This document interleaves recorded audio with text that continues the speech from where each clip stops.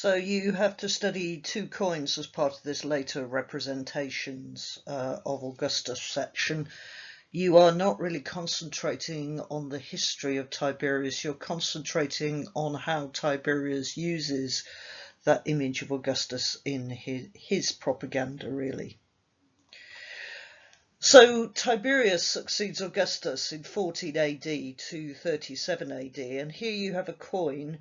On one side you have the portrait of the Emperor Tiberius with the laurel wreath, and I'm sure you'll remember that in early coins of Augustus, Augustus also wore a laurel wreath, which is the symbol of a triumph. Tiberius, therefore, is drawing parallels with the fact that he was known as a great warrior under Augustus, for instance, helping after the Varus defeats in 9 AD. Tiberius has also got the title Augustus, so he is Tiberius Augustus on the same side as his head. And of course, Augustus himself initially gains his authority from his father Julius Caesar. Tiberius is reminding people that he too derives his authority from his father, but his father, of course, is not Julius Caesar, it is Augustus. So Tiberius is reminding people that he is related to Augustus, who, after Augustus's death, becomes a god. And on the other side of this coin, and this is the important bit really, is Livia. Now, Livia was Tiberius's mother, but she was also Augustus's wife. And here you have Livia holding the symbol of Pax. Now, I'm sure you can understand here that what Tiberius is trying to do is draw parallels between himself and Augustus. Augustus was always associated with peace. So the idea being that basically that peace that is associated with Augustus will continue into Tiberius's reign. But Livia isn't just here symbolizing Pax. She is the wife of Augustus and the priestess of Augustus's cult.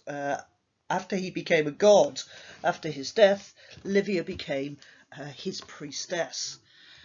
And as the mother of the Emperor Tiberius, Tiberius is here deliberately using his links with Augustus, the adopted son, because Tiberius is Augustus's adopted son, and Livia is his biological mother. So what Tiberius is doing here is suggesting continuity with the previous reign of Augustus.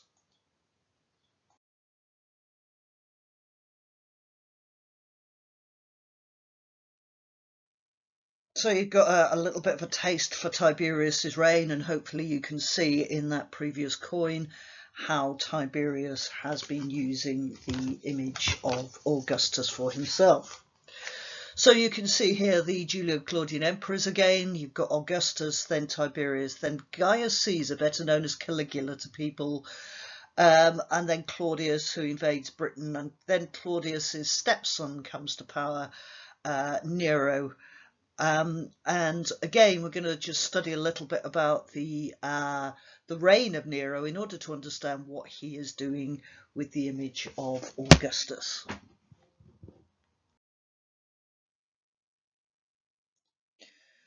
Nero was 54 AD to 68 AD, and the priestly symbols on the coin, as you can see from these two coins, are very similar to those of Augustus's coin of 12 BC. The original coin of Augustus, however, was not gold. Nero may well be trying to show that he's richer or better than Augustus by putting this in a gold coin. And he may well have been trying to reflect a more peaceful era or evoke Augustus's stability when Nero's own rule was just so unstable. If you remember rightly, he was followed a year later by a year which was called the Year of the Four Emperors.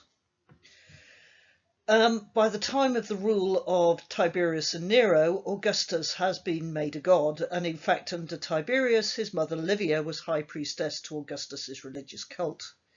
She died well before the rule of Nero, but by including a reference to Augustus on their coins, it shows that he is using his Augustus's image as a god to claim divine support for his own rule. The implication is that if the people rise up against the emperor, the gods, like Augustus, would be displeased.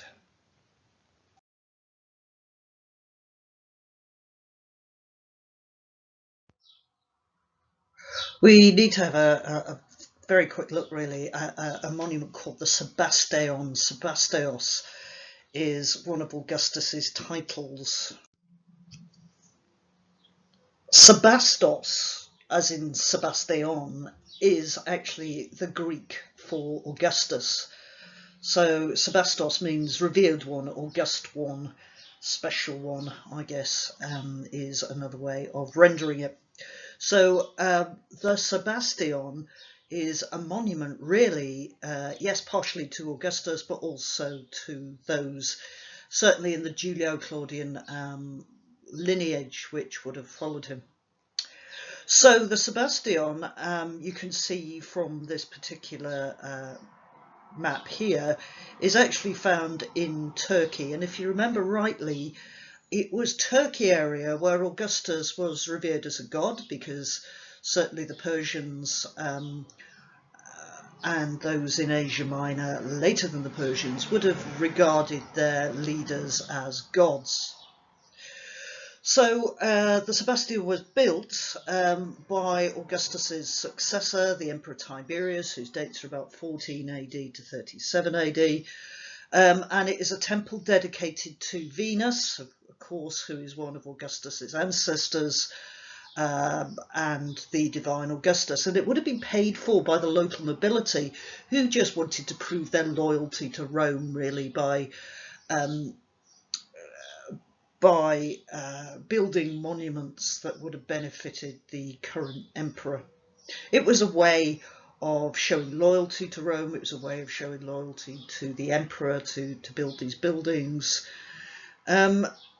And also, of course, it was a way of gaining social status, if you could say that you built something for Tiberius or his emperors. And of course, the thing that you mustn't forget as well is that the cult of Augustus is massively important in the East. And of course, it is Augustus's res gestae. No, it doesn't exist in Rome itself. The copies have actually been found in modern day Turkey, in the same area that the Sebasteion was built. So it shouldn't really be a surprise to anybody that the Sebasteion, this monument to the Emperor Augustus, is actually to be found in this particular area, and the res gestae copies come from this area too, because this is where Augustus was worshipped, and that benefited his successors, Tiberius. Down to Nero. The Sebasteion is started under Tiberius and finished by Nero in about 60 AD, both of whom are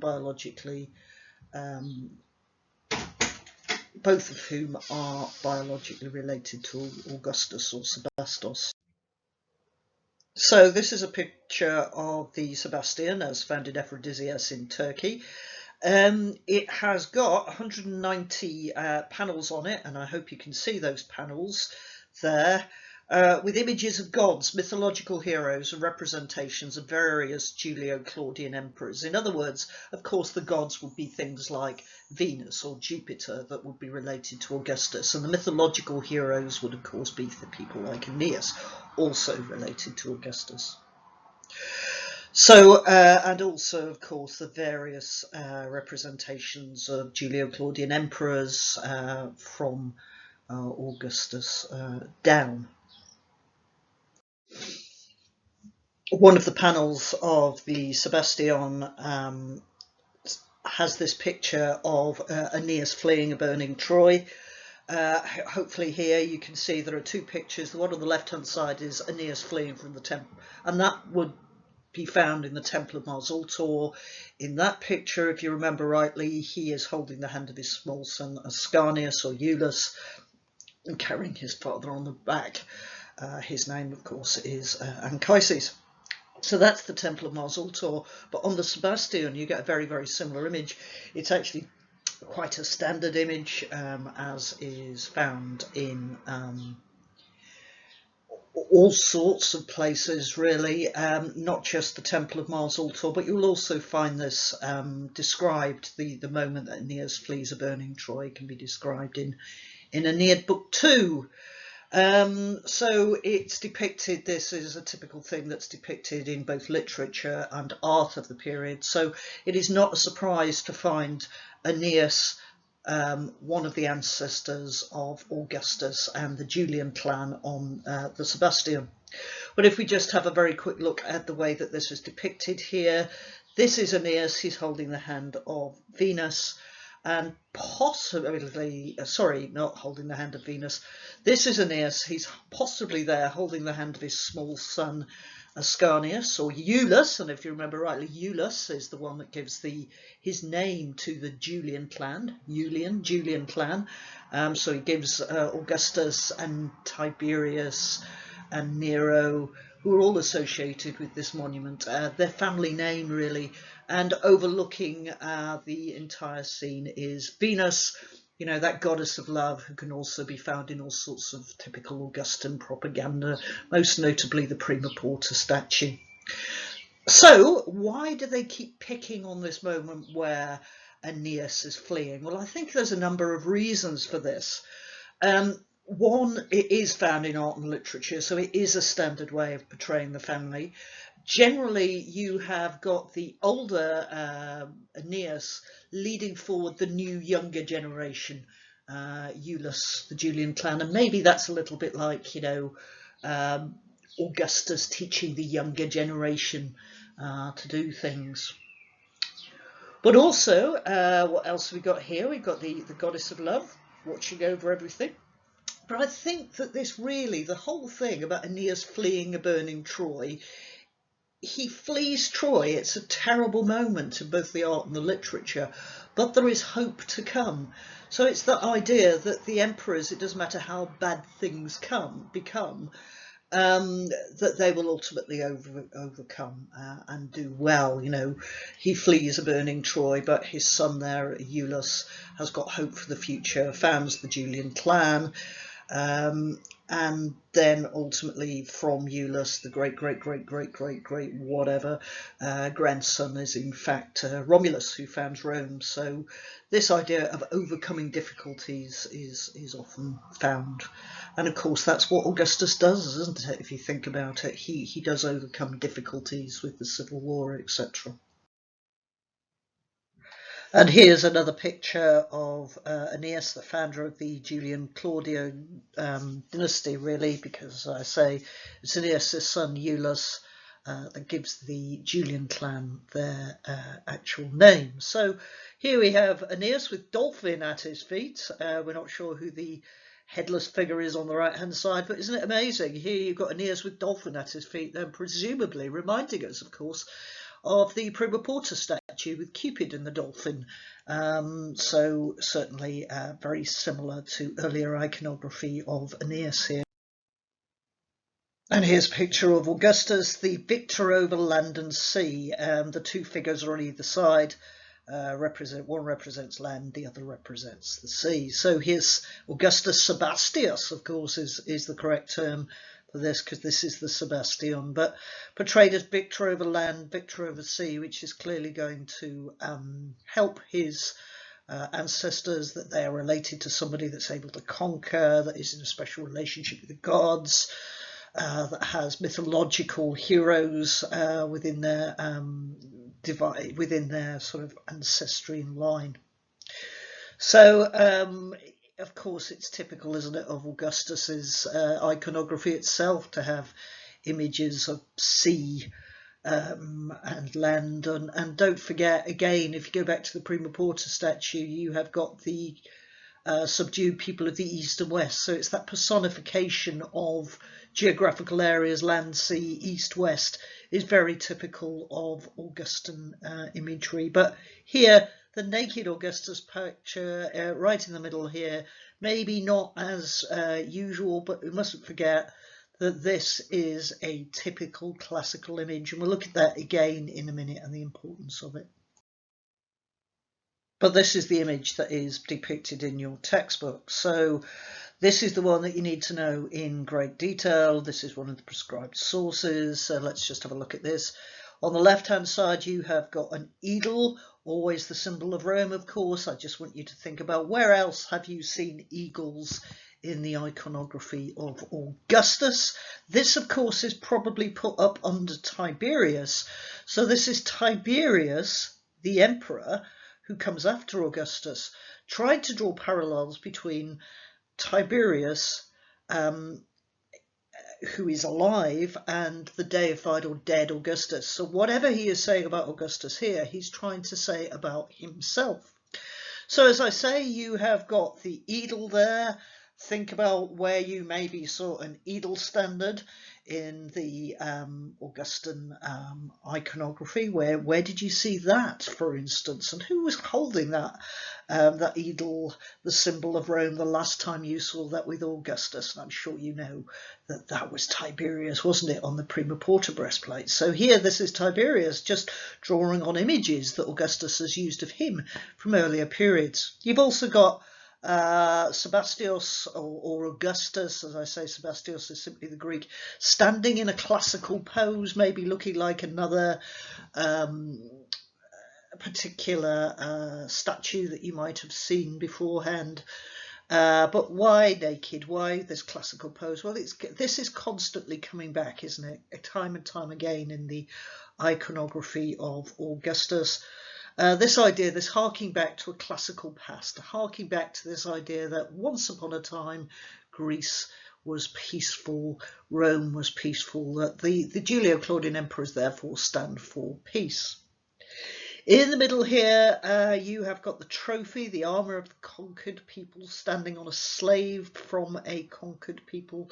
Not sure who that slave might be, or which particular conquered people. Nevertheless, this is clearly Tiberius trying to ally himself with that idea of victory, the standard, the eagle standard there that you've got with the eagle on the left-hand side, associate himself with peace, with the naked classical image of Augustus in an area, Turkey, which is well known for its Greek ruins.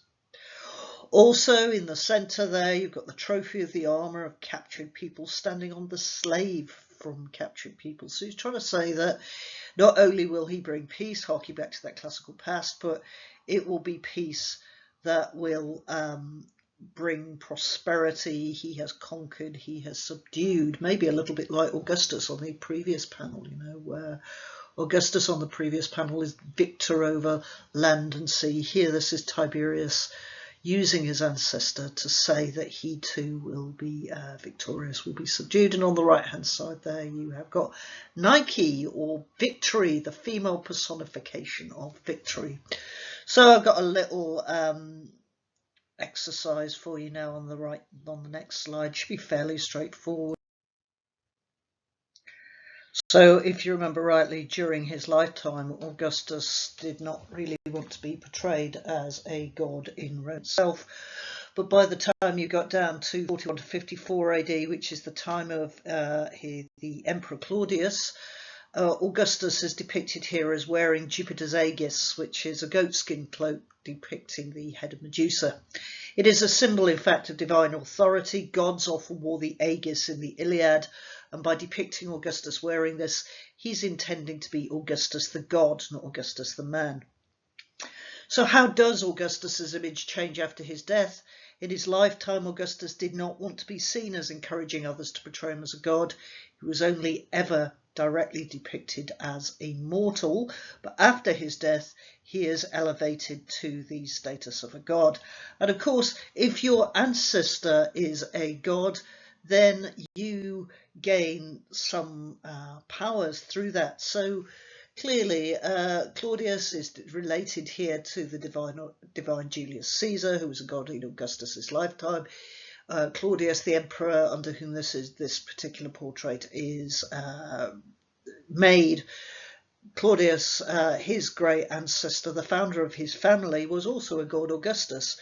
So that has therefore got to help with keeping Claudius in power.